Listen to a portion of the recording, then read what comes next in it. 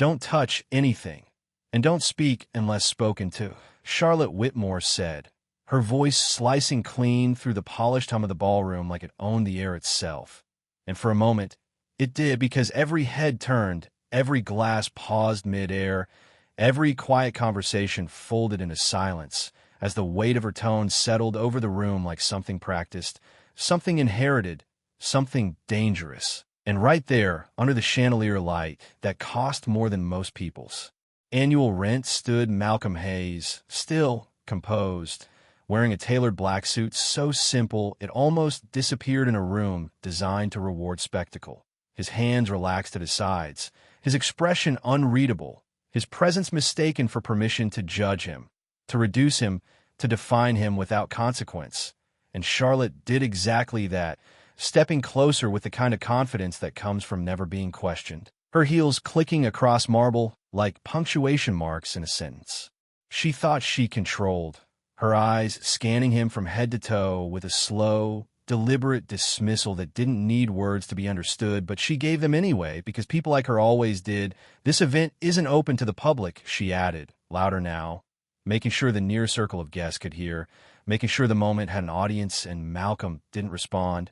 Not because he didn't hear her, but because he had heard it before in different rooms, in different cities, from different mouths that all carried the same assumption dressed in different accents. And somewhere behind them, a soft ripple of whispers began to form, phones subtly tilting upward, eyes narrowing with curiosity, anticipation building not because anyone knew what was about to happen, but because something in the air had shifted, something uncomfortable, something familiar.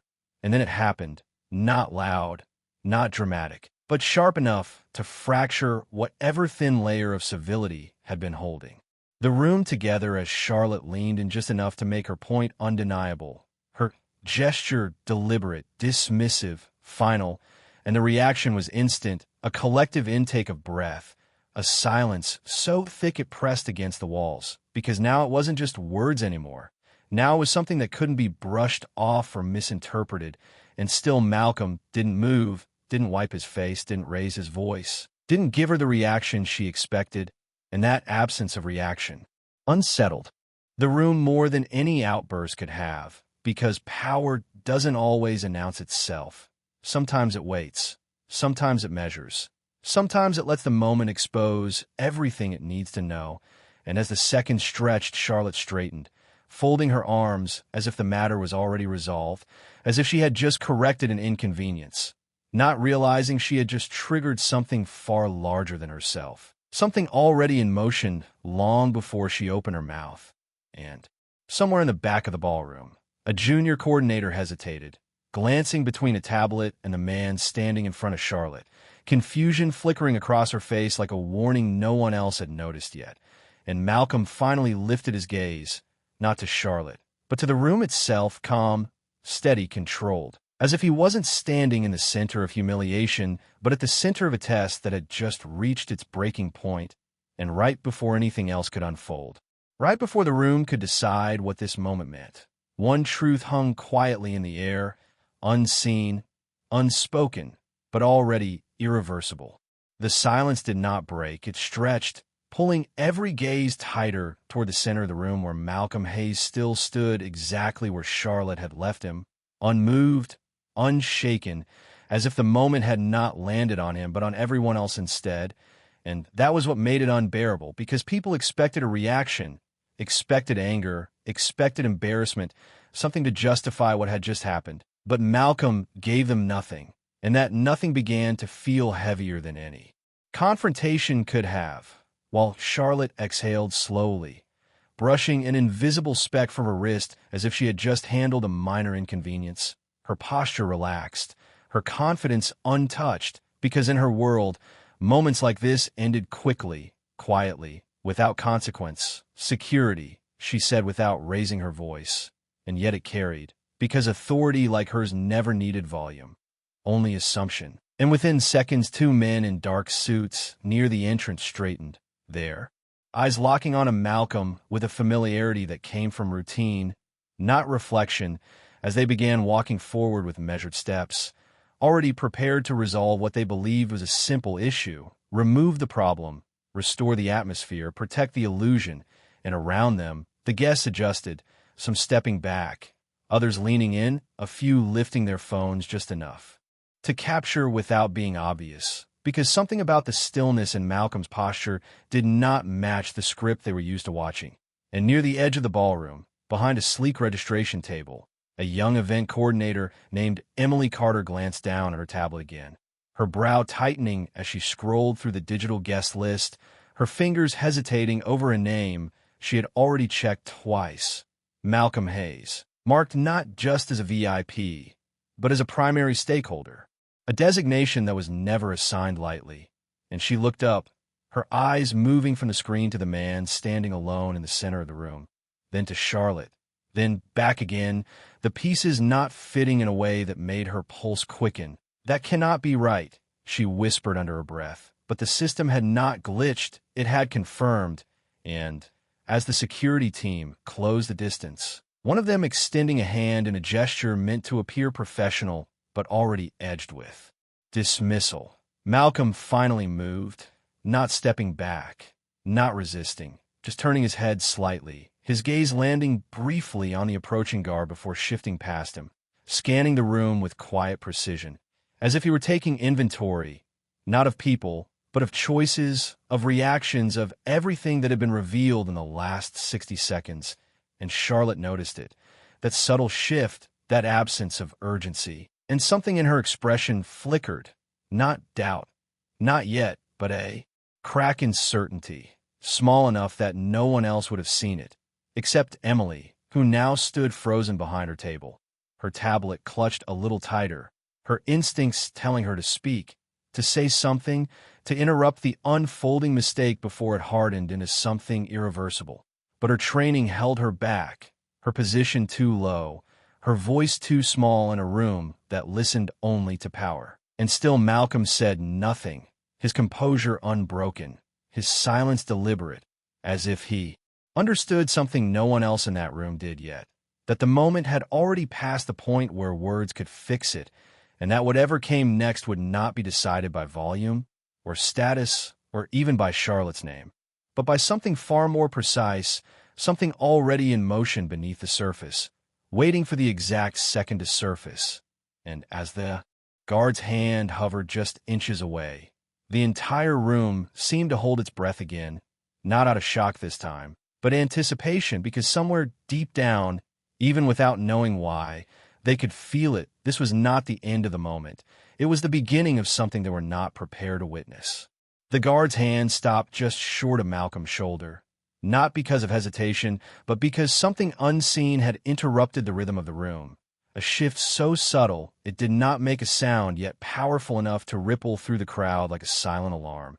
And it started at the far end of the ballroom, where a large digital display mounted above the stage flickered once, then again, as if the system itself had taken a breath. And a few heads turned, then more, attention pulling away from the confrontation and toward the screen that had until now been cycling through donor names and sponsorship logos. And Emily saw it first, her eyes snapping upward as the list abruptly froze before transitioning to a new interface, one that did not belong to the event program. Her heart racing as lines of text began to populate in real time: internal system access, financial routing, authorization logs, information no guest should have been able to see. And the murmurs grew louder, confusion spreading as people leaned closer, whispering to each other, trying to understand what they were looking at. While Charlotte's expression tightened for the first time, her confidence not gone but challenged, her gaze shifting between Malcolm and the screen, as if trying to reconcile two versions of reality that no longer aligned. "What is that?" someone asked from the crowd, their voice low but carrying enough to trigger a wave of speculation. And the guard lowered his hand slightly, his attention pulled away just long enough for the moment to fracture, and Malcolm finally moved again, not stepping away, not retreating, but lifting his hand slowly, calmly, as he reached into the inner pocket of his jacket and pulled out his phone, the motion deliberate, controlled, his posture unchanged. And when he spoke, his voice was not loud, but it was clear, precise, cutting through the noise without effort. "Yes," he said into the phone, as if continuing a conversation that had already begun long before anyone in that room realized they were part of it. "I see it," he added, his eyes lifting briefly toward the screen, then back to the space in front of him. And across the room, Emily's breath caught as a name appeared at the top of the display, bold, unmistakable, Malcolm Hayes, followed by a designation that made her stomach drop: primary investor, venue ownership group, and beneath it, a cascade of financial connections linking directly to the Whitmore Foundation. Charlotte's family name woven into the structure of the event itself, into the building, into the funding that made everything around them possible. And the realization spread slowly at first, then all at once, like a current moving through the crowd, conversations stopping mid-sentence, phones lowering, eyes widening as the narrative they had accepted just minutes ago began to collapse under the weight of new information. And Charlotte took a step back without realizing it, her posture shifting, her certainty slipping as she stared at the screen, then at Malcolm, then back again, as if waiting for someone to correct it, to laugh it off, to restore the version of reality she understood. But no one did, because no one could, and Malcolm ended the call without another word, lowering the phone back to his side, as if nothing extraordinary had just happened, his expression unchanged, his calm now carrying a different kind of weight, not passive, not reactive, but deliberate, controlled, and final.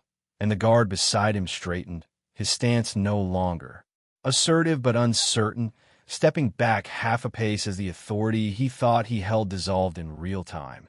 And in that moment, the room understood something all at once. This was never about removing a guest. This was about revealing a truth, and the truth had just stepped fully into the light.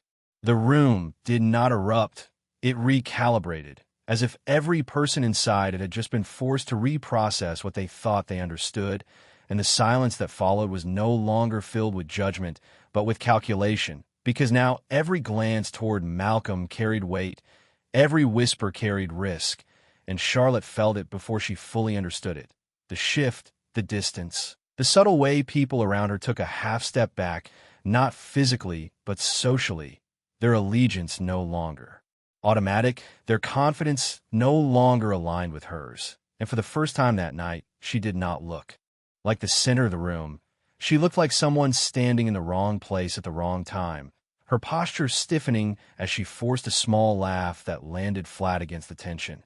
"This is ridiculous," she said, her voice no longer slicing but searching, trying to reclaim control of a narrative that had already slipped past her reach. "Systems glitch all the time," she added, turning slightly as if expecting someone, anyone, to agree, to back her version of events, but no one did. Not the guests, not the staff, not even the security who now stood with their hands loosely at their sides, their earlier certainty replaced with quiet caution. And across the room, Emily stepped forward before she could stop herself, her voice careful but clear. "It is not a glitch," she said, her eyes fixed on Charlotte, even as her hands trembled slightly around the tablet. "The system requires executive-level authentication to display ownership data like that." And the words landed heavier than they sounded, because they did not accuse, they confirmed. And Charlotte's gaze snapped toward her, sharp, defensive, but beneath it something else flickered, something closer to realization than denial. "You are out of line," Charlotte replied, but the authority in her tone had thinned, stretched too far across a situation she no longer controlled. And Malcolm watched it all without interruption, his presence steady, his silence now louder than anything being said around him, because it forced everyone else to fill the space with their own assumptions, their own mistakes, their own exposure. And slowly, almost imperceptibly, the crowd began to shift again, not away from him this time, but toward him, curiosity replacing dismissal, respect replacing indifference, phones no longer hidden, but held openly as people documented the moment they now understood they were witnessing. And somewhere near the front, a man in a navy suit leaned toward another guest and whispered, "That is Hayes. I have seen him in a board briefing last quarter." And the whisper spread faster than any announcement could have, because recognition does not need amplification. It only needs confirmation. And Charlotte heard it. She had to, because her expression changed again, the certainty finally breaking into something more fragile, something more human. as she looked at Malcolm not as a stranger, but as a possibility she had not considered, a reality she had dismissed too quickly, and her voice lowered without her permission. "If this is some kind of misunderstanding," she began, but Malcolm did not let her finish, not by interrupting, but by stepping forward just one pace, controlled, measured, enough to close the distance without raising his presence. And when he finally spoke, it was not to challenge her, not to escalate, but to clarify, his voice calm, precise, carrying across the room with effortless authority. "There is no misunderstanding," he said. And the simplicity of it removed every excuse, every escape, every alternative version of events she could have reached for, because it did not argue, it concluded, and in that moment the room did not need an explanation. It already had the truth, and the truth had just shifted who held the power. The air shifted again, but this time it was not driven by confusion or curiosity. It was something deeper, heavier, something that carried memory. And as Malcolm stood there, his calm unbroken, something in his expression softened just enough to reveal that this moment was not new to him, not in essence, not in pattern, because while the room saw a sudden reversal, he saw a repetition, a cycle that had followed him long before this ballroom, long before the tailored suit, long before his name appeared on screens instead of being questioned at doors. And for a brief second his gaze drifted past the present, past the faces now watching him with caution instead of dismissal, and into a memory that did not need to be spoken to be felt, a memory of being 19 years old, standing outside a private club in Connecticut on a summer evening, dressed in his best button-down shirt, holding a printed invitation he had earned through a scholarship program, only to be stopped at the entrance by a man who barely looked at the paper before saying, "This event is for members only." The same tone, the same assumption, the same quiet dismissal wrapped in politeness that was never meant to be questioned. And Malcolm had stood there then too, not arguing, not raising his voice, just absorbing it, understanding something even at that age, that the problem was never access, it was perception, and that no amount of credentials would matter if the person in front of you had already decided who you were. And that night he had walked away, not defeated, not angry, but focused, carrying that moment like a blueprint for everything that would follow, every deal, every acquisition, every decision shaped by the understanding that power was not just built, it was revealed in moments exactly like this. And now, years later, standing in a room that his investments had helped build, surrounded by people who had just witnessed the same pattern unfold again. The contrast was not lost on him, because the difference now was not who he was, it was what he controlled. And as his attention returned fully to the present, to Charlotte, to the room, to the silence that now waited for him instead of judging him, he took a slow breath, not to steady himself, but to mark the transition, the shift from observation to action. And when he spoke again, his voice carried something new, not louder, not sharper, but anchored, grounded in something the room could feel, even if they could not define it. "I have spent 20 years building systems that do not rely on assumptions," he said, his eyes moving briefly across the crowd before settling again. "Because assumptions fail under pressure." And the words were not directed at Charlotte alone. They were directed at everyone who had participated in the moment, whether through action, silence, or agreement. And the weight of that truth settled in, because it exposed more than just one mistake. It exposed a pattern, and Charlotte stood there, her posture no longer rigid, but uncertain, her earlier confidence replaced by the realization that this was not a misunderstanding that could be smoothed over with a statement or redirected with authority. This was something deeper, something that had already been seen, recorded, understood, and as the room absorbed his words, the energy shifted once more, not chaotic, not reactive, but focused, as if everyone present had become part of something larger than the event itself, something that would not end when the music resumed or the lights dimmed. And Malcolm remained exactly where he was, not needing to move, not needing to prove anything further, because the moment had already revealed everything that mattered, and the only question left was what would happen next. The room did not move. It waited, suspended in that fragile space between consequence and denial. And Malcolm understood that pause better than anyone there, because it was the exact moment where truth either got buried or enforced, and he had not built his life allowing truth to disappear quietly. So he reached for his phone again, not with urgency, but with certainty, the kind of motion that came from repetition, from knowing exactly what came next long before anyone else in the room could anticipate it. And when he spoke this time, his voice was even lower but sharper, precise in a way that cut through the air without effort. "Proceed," he said, just one word.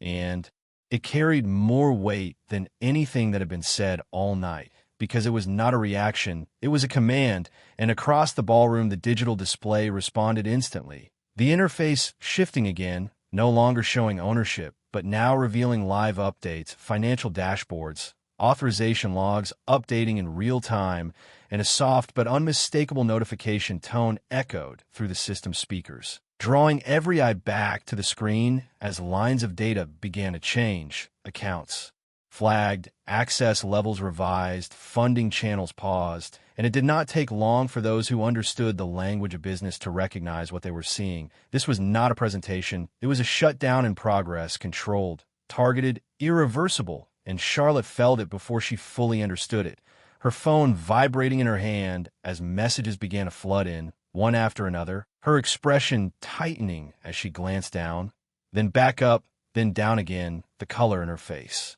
shifting as realization caught up with her faster than she could process it. "What did you do?" she asked, her voice no longer sharp, no longer controlled, but edged with something closer to panic. And Malcolm did not raise his voice, did not step closer, did not need to, because the answer was already unfolding in front of everyone. "I corrected an imbalance," he said, his tone steady, his gaze unwavering. And around them the murmurs grew louder, no longer speculative, but informed. Because now, people understood this was not about embarrassment, this was about control, about systems, about the quiet architecture of power that operated long before anyone noticed it. And near the front of the room, a senior board member stepped away from a small cluster of executives, his posture shifting as he approached Malcolm with a level of caution that had not existed minutes earlier, his voice low but respectful. "We were not aware the audit would be triggered tonight," he said. And Malcolm's response was immediate, calm, final. "You were not supposed to be," and the clarity of that answer removed any illusion that this was accidental, that this was reactive, because it was not. It had been set in motion the moment the system detected what it was designed to detect. Behavior that violated the standard he had spent years building. And Charlotte stood frozen now, her earlier certainty gone completely, replaced by the realization that this was not a situation she could talk her way out of, not a misunderstanding she could correct with status or influence, because the system did not recognize her name the way people did. It recognized actions, and her actions had already been recorded, categorized, and processed. And as another notification echoed through the room, louder this time, more final, the screen displayed a single line that left no room for interpretation. "Whitmore Foundation access suspended pending review." And the impact of those words settled over the room like a closing door, quiet but absolute. And Malcolm lowered his phone, his role in the moment complete, his presence unchanged, because he had not raised his voice, he had not made a scene, he had simply allowed the system to respond exactly as it was designed to. And in doing so, he had turned a moment of disrespect into a demonstration of something far more powerful than reaction, something controlled, something precise, something that did not need to be explained to be understood. The notification did not just echo through the speakers. It settled into the room like a verdict. And for a moment, no one moved, because everyone understood what they had just witnessed was not a warning. It was a decision already executed, and Charlotte stood at the center of it, her phone still in her hand, her screen lighting up again and again with incoming alerts she could not ignore anymore. Messages from legal advisors, from board members, from internal contacts who were now suddenly urgent, suddenly aware, suddenly asking questions she did not have answers to. And her composure, once effortless, now required effort she could not sustain. "This cannot be happening," she said under her breath. But the words did not carry the authority they once did. They sounded smaller, uncertain, and Malcolm heard them, not because they were loud, but because the room had gone quiet enough for every word to matter, and he stepped forward again, not aggressively, not to dominate, but to conclude, his presence steady, his voice measured. "It already has," he said, and the simplicity of that sentence landed harder than any confrontation could have, because it did not argue, it confirmed, and Charlotte looked at him then, really looked at him for the first time, not as a stranger, not as an interruption, but as the source of everything that had just unfolded, her expression caught between disbelief and realization. "You set this up," she said, her tone searching for something to hold on to, some explanation that could restore balance, and Malcolm did not hesitate. "No," he replied calmly. "I revealed it, and that distinction shifted the weight of the entire moment, because it removed any illusion of manipulation and replaced it with accountability. And around them the crowd leaned in, not physically, but in attention, because this was the moment they had been waiting for, the point where everything became clear, and Malcolm continued, his voice still controlled, still calm, but now carrying a clarity that left no space for misunderstanding. "You did not react to who I am," he said, his gaze steady. "You reacted to who you assumed I was," and the words moved through the room like a current, because they did not just describe Charlotte's actions, they exposed a pattern everyone present could recognize, whether they admitted it or not. And Charlotte's shoulders lowered slightly, the tension in her posture shifting as the realization settled deeper, not just of what she had done, but of how it had been seen, recorded, processed in a system that did not bend to perception. And Malcolm took one more step, closing the distance just enough to make his next words unmistakable, his tone never rising, never needing to. "You did not lose control tonight," he said. "You revealed it." And the line landed with finality, not dramatic, not loud, but absolute, and the room felt it, the shift from tension to conclusion, from uncertainty to understanding, and for a brief moment, no one spoke, no one moved, because the truth had already been delivered, and it did not need to be repeated, and Malcolm stepped back slightly, not retreating, but releasing the space, allowing the weight of what had just been said to settle fully. And in that silence, the roles had completely reversed, not through force, not through spectacle, but through clarity, and Charlotte, once the center of control, now stood as the example, not of power, but of its absence, while Malcolm remained exactly what he had been from the beginning, calm, composed, and in complete command of everything that mattered. The silence did not linger this time. It shifted in emotion, quiet but undeniable, as the consequences of the moment began to take form in ways that could not be undone or ignored. And across the ballroom, the digital display updated once more, no longer flashing alerts, but settling into a structured report.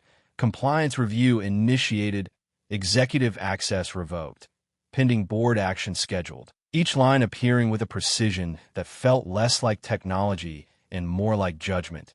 And the guest saw it, understood it, and reacted not with shock, but with distance, subtle but clear, conversations no longer including Charlotte, eyes no longer seeking her approval, the invisible network of influence that once surrounded her dissolving in real time. And she felt it, standing there with her phone now silent for the first time in minutes. Not because the messages had stopped, but because there was nothing left to say that could change what had already been set in motion, and a member of the event staff approached slowly, not the same confidence as before, not the same assumption, but careful, measured, holding a tablet in both hands as if it carried weight beyond its size. "Miss Whitmore," he said, his voice respectful but distant, "we have been instructed to restrict your access to the remainder of the event pending review." And the words were not loud, but they carried further than any announcement, because everyone was already listening, and Charlotte's response came slower. Now, her voice lower, controlled only by effort. "You cannot be serious," she said, but even as she spoke, she knew it was not a question. It was a realization catching up to her in pieces, and the staff member did not argue, did not explain. He simply turned the tablet slightly, allowing her to see the authorization code, the executive clearance, the signature that mattered more than anything she could say, and her eyes flickered over it, stopping for just a second longer than the rest, long enough to confirm what she already understood. that this was not a misunderstanding, not a delay, not something that could be reversed with a call or a connection. This was final, at least for now. And around them the room adjusted again, not dramatically, not with confrontation, but with alignment, people stepping back into conversations that no longer included her, staff redirecting attention to other guests. The event continuing in structure, but not in tone, because something fundamental had shifted, and Malcolm remained where he was, not at the center anymore, not needing to be, his presence now integrated into the room in a way that required no announcement, no validation, because the system had already spoken on his behalf, and Emily stood nearby, still holding her tablet, her earlier hesitation replaced with clarity as she watched the outcome unfold exactly as the data had suggested. Her eyes moving from the screen to Malcolm with a quiet understanding, not of who he was in, title, but of what he represented in that moment. And Charlotte took a step back, then another, not forced, not escorted, but guided by the absence of the space she once occupied, her posture no longer commanding but contained, her movements measured as she turned slightly toward the exit, not in defeat, but in recognition, because the room had already moved on without her. And as she walked, the sound of her heels against the marble floor was no longer punctuation. It was an echo fading into a background that no longer responded to her presence. And in that quiet transition, the collapse was complete, not loud, not chaotic, but precise, controlled, and undeniable, exactly the way Malcolm had designed it to be. The ballroom did not return to what it was before. It could not, because once a room has witnessed truth unfold in real time, it does not forget. It adjusts, it recalibrates. And as the music slowly resumed and conversations cautiously restarted, there was a different tone beneath it all, quieter, more aware, as if everyone present had been reminded of something they could not unsee. And Malcolm Hayes stood just off-center now, no longer the focus of confrontation, but the quiet axis the room had. Realigned around, his suit unchanged, his posture the same, but the way people looked at him had shifted completely, not with curiosity anymore, not even with admiration, but with recognition, the kind that does not ask questions because it already understands, and one by one, individuals approached him, not in crowds, not dramatically, but respectfully, measured greetings, brief acknowledgments, a nod here, a quiet introduction there. The same people who had remained silent earlier, now choosing their words carefully, aware that silence itself had been part of what the moment exposed, and Malcolm accepted none of it as validation, only as confirmation of what he had always known. That perception changes quickly when truth becomes visible. And across the room, Emily watched it all, her earlier uncertainty replaced with something steadier, something closer to conviction, as she realized that what she had witnessed was not just a reversal of power. It was a demonstration of it, controlled, intentional, precise. And she stepped forward briefly, not to interrupt, but to speak when the moment allowed, her voice calm but sincere. "Thank you," she said, not for herself, but for what the moment represented. And Malcolm met her gaze, giving a small nod that carried more acknowledgement than any speech could have, because he understood what she meant without needing explanation. And as the evening continued, the digital display returned to its original program.